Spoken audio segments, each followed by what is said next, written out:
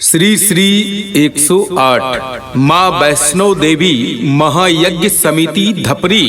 अपार हर्ष के साथ सभी धर्म प्रेमियों को सूचित किया जाता है कि कल दिनांक 2 फरवरी दिन बुधवार को प्रातः 8 बजे ध्वजारोपण एवं भूमि पूजन का आयोजन धपरी चौक पर होने जा रहा है। चलो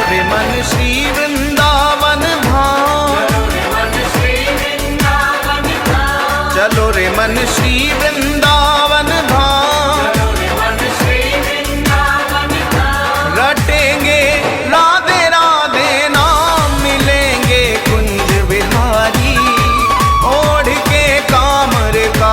अतः आप सभी धर्म प्रेमी श्रद्धालुओं से निवेदन है कि कल धपरी चौक पर होने वाले भूमि पूजन में भाग लेकर पुण्य का भागी बने और प्रसाद वितरण का हिस्सा बने। निवेदक यज्ञ समिति धपरी झाझा जमुई।